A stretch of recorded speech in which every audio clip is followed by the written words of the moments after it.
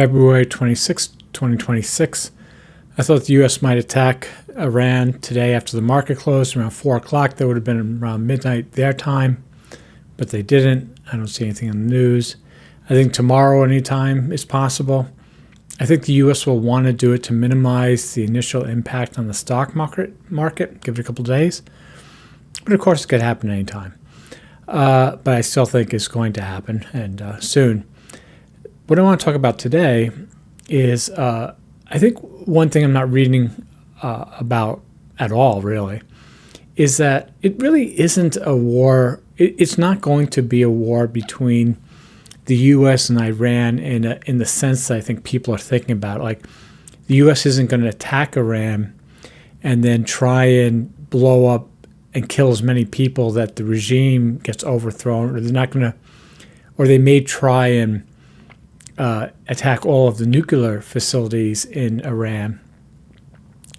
So you can look at what the U.S. can do any way you want. I mean, I don't know. I mean, there's been no explanation, right, why this is happening from the U.S. Not that we don't know why it's going on if you follow it.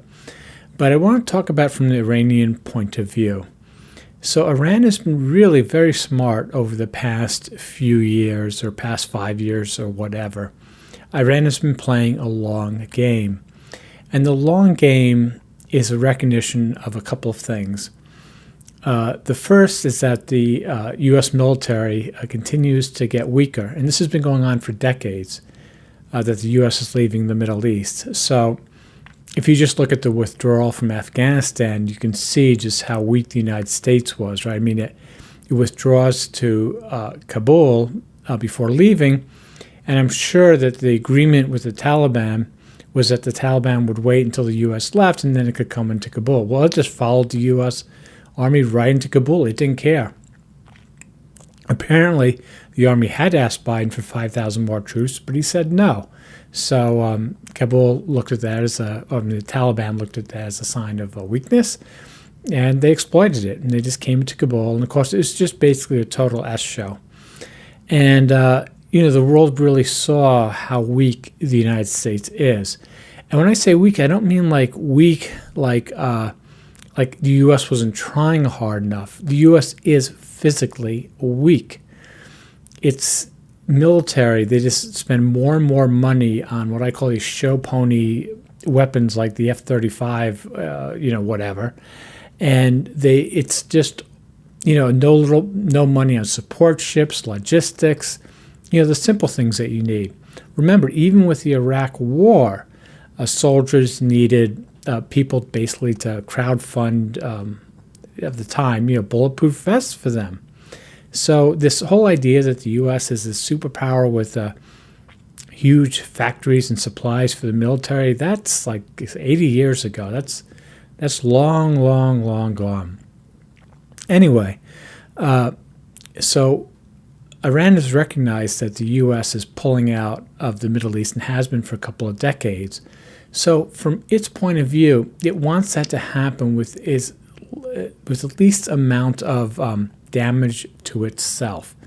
And obviously, yes, the Iranian government wants to stay in power, as all governments want to stay in power. I mean, when people go into that, like all they think about is staying in power, like Putin, all he thinks about is staying in power. I mean, come on, be honest. Everybody does, right? Trump's talking about, I don't want elections to stay in power. So, this isn't new to anyone. This isn't special for any country. Anyway, so Iran wants the U.S. to leave on its own accord. So it doesn't want to get into an actual long-term war with the United States.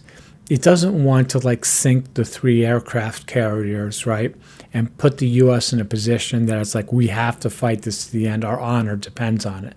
I don't believe Iran is going to do that. So what it wants to do is it wants to make it painful enough, just painful enough for the U.S. to leave. And it needs to play a political game. So when the U.S. attacks Iran, what I'm going to be focused on is how does Iran play it politically. And when I say politically, I don't mean who they're going to talk to. I mean who they're going to attack and how they're going to attack. So, a few years ago, they attacked one of Saudi Arabia's processing refineries or whatever, and there's like pinpoint accuracy. I mean, people who followed it were like, wow, I mean, they really have some amazing drone technology. And Saudi Arabia was really pissed at it and went to the U.S. and said, we need more Patriots to guard these refineries. And the U.S. basically said no. So that after that, Saudi Arabia started talking to Iran, and now they have a deal. And even now, Saudi Arabia said, listen, you can't do the war from us. So Iran and Saudi Arabia are already in detente. They're already talking to each other. This has been going on for now 2-3 years maybe. So that's already happening. Again, everybody recognizes that the U.S. is leaving the Middle East, especially Israel, which is why Israel, in a sense, is so mental. I mean, if you look at it from Israel's point of view, right, you're paranoid, you feel entitled, you have domestic problems up the wazoo at home, all these problems, right? And the U.S., your big sponsor, is leaving. So now you're acting out like crazy, right? And that also has been growing for years. So Israel doesn't want the U.S. to leave. Now, over the years, Israel's wanted the U.S. to attack Iran. I mean, Netanyahu is famous for getting on stage and showing nuclear enrichment in 2 weeks, 2 months, whatever, trying to say, hey, the U.S., you have to stop this. We have to work together and, basically get these nuclear sites and bomb Iran, whatever. But now I feel there are many in Israel that are like, yeah, well, we want them to threaten it. We want to do it, but I'm not so sure we want them to do it now. Because I do believe internally Israel recognizes, not all of them, but it's enough of them that are smart that recognize, hey, this can really go south for us, really, really south for us. Israelis I know who say, oh, yeah, we don't need the United States. They're literally delusional. I mean, yes, they have 250 advanced fighter planes and they have a lot of technology. But without the United States, without a superpower, they have nothing. They have no oil. They have no gas. They have nothing really to sell to the world. All that equipment will just run out of arms, will run out of parts. They just can't afford to get the U.S. really pissed off at Israel, which I've been predicting for a while, but I won't go down that rabbit hole. Okay, so the United States attacks Iran.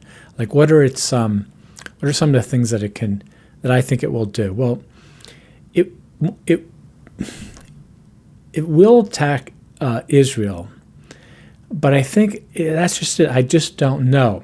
It could go after the cities. Like, it could say, okay, we're going to try and destroy Israel completely, and then the U.S. will be like, it was nice while it lasted, but this aircraft carrier on land of Israel is just not going to work, and so we're just going to have to leave and regroup, and maybe we'll come back. They'll never come back. So Iran might go after that, might say, we're just going to level Haifa, we're just going to level Tel Aviv. They might do that. Or they might just go after all the shipping and the business of Israel. That's a possibility too. By the way, I think it's going to do a little bit of everything that I'm talking about. So in Israel, I don't know, but I don't think it's going to go after the bases a ton. It went after the bases during the 12-day war because it's really just making a statement. It was just saying, hey, listen, we can hit anything we want, okay? We're just going to hit the military. And even though you're going to hide what happened to the public, I think the Israeli military knows. But the Israeli military still believes, like, the U.S. is so strong, if it wants, it can take out Iran. So even though it might think, okay, yeah, after 12 days, we have to admit that, we can't take Iran by ourselves, they still believe the U.S. can. And I don't think the U.S. can.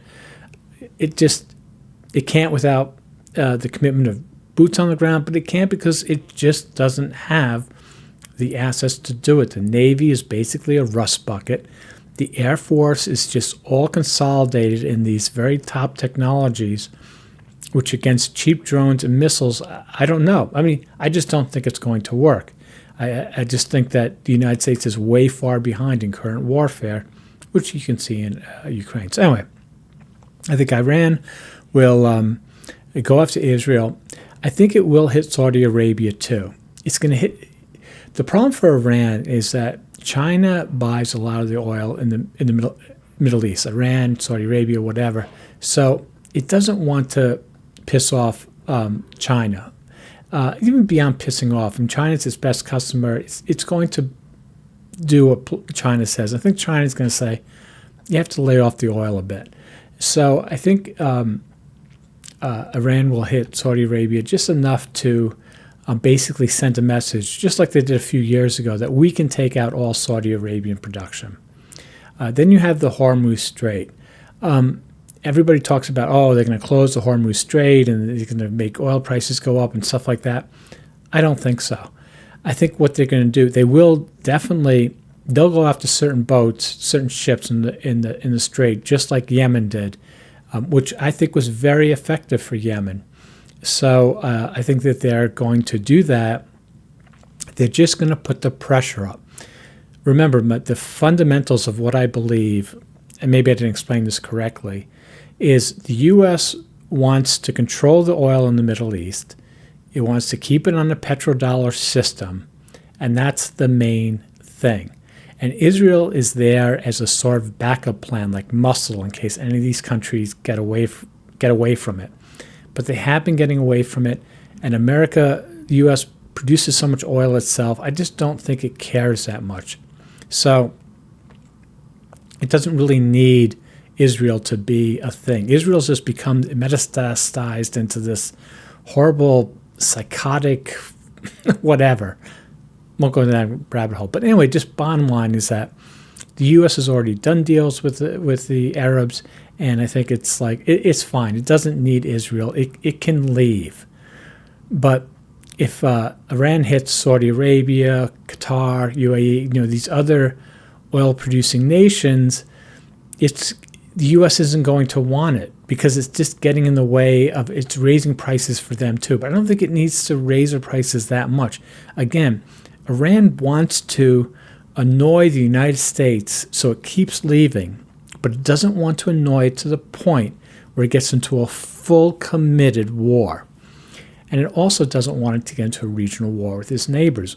One, because again, it doesn't. Who wants a war, long-term war? Nobody in the region does. And two, it just doesn't make any sense for anyone. Because I think the whole Middle East wants the United States gone.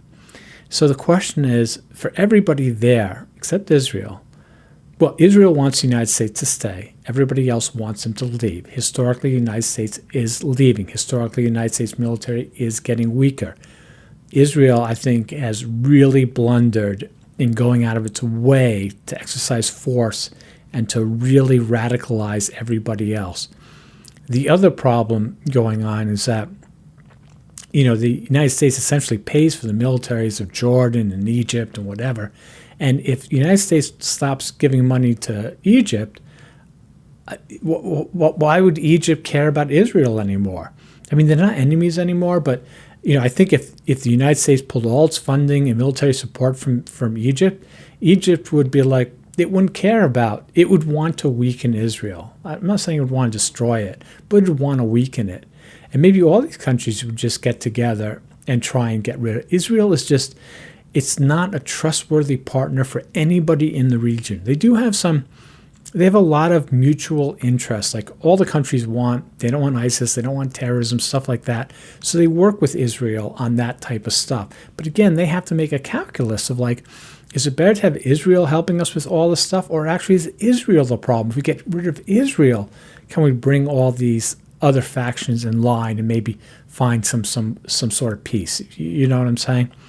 So anyway, okay, so Iran, it'll attack Israel. It could go full out. But I don't think it's going to kill all people. I think it'll just go after some of the infrastructure. It may go after, hit some of the neighborhoods, like the really expensive neighborhoods in Tel Aviv. So it may go after some of the elite centers to really send the message to them, unconvincingly this time, like, we're not hitting your bases. Like, if you don't believe what happened the last time, we're going to show you right now. When you go to bed, you can experience it. So yeah, they might hit some neighborhoods in Israel, and then They'll do a little bit against some of the regional partners just to sort of piss everybody off. And if the United States, they might sink some like support ships. I think they'll go after the support ships. They won't go after like the U.S. bases trying to kill all Americans, but they will go after try and get planes on runways. They'll try and get any of the oil or any of the logistics of the United States. They might sink a couple of ships here and there, but I don't think they'll go full out. We're going to get all of the aircraft carriers. Now they might go that way, but again, I think that they're going to do it in a measured way and try and get the United States out of there, because really the U.S. can't stay there very long. I mean, everybody's pointed this out. They don't have enough munitions. The Ford should have been back in dock a long time ago. So they really can't. They can't do a sustained war. So Iran wants the United States, to basically, shoot all their stuff and then regroup. They don't want them, again, to get like this. They don't want the United States to say, "Oh, we got to send troops on the ground." So they want to limit the human lives being killed. They won't do enough just to send a message to the American people. That's what I'm saying. Like, they can do a little bit of everything. Their goal will be to maximize political pressure using military stuff to get the U.S. to leave the region. And once the U.S. region leaves, Israel's done. Well, I think Israel's done no matter what. Now, this brings a big question of what will Israel do. Israel is a wild card. Americans should be very afraid that Israel is going to use its nuclear weapons on Iran or something. And so if Israel uses a nuke on Iran, I think in the beginning it will shock everybody, but in the long term, the United States will turn against Israel, because you can't have a rogue nation flying off these nuclear weapons. I mean, this is the problem with Israel. It views itself as a peer partner of the United States. It is not a peer partner of everyone. It's a bunch of thugs, okay, a few million thugs in this little spit of land with nothing. And they are so ahead of themselves, so arrogant, just like the United States. Anyway, where am I at now? I'm at 17 minutes. I think that's enough. So I guess, yeah, I mean, I think when the U.S. attacks, watch. I think it'll be interesting to see the moves that Iran makes. Based on my past watching what they do, is they're very careful. Compared to the United States, they really think things out. The United States is like playing checkers, and Iran plays chess and has been for years. Now, maybe it won't anymore, but I think it still will. So I can't figure out what Iran's going to do. I guess that's the last thing I want to say, is it has tons of options. It's really a complex thing. I don't think anybody in Iran, they're getting together saying, "Oh my God, if the U.S. attacks, what will we do? We have to hit here, or we're going to get destroyed." They're not thinking about that. They're thinking, okay, we know what they have. We know we're going to get hit heavy. We know what they're going to go after. What are we going to do? We're just going to assume it's going to be over in a month. But what are we going to do in that month to weaken the United States so much that it politically withdraws from the region forever?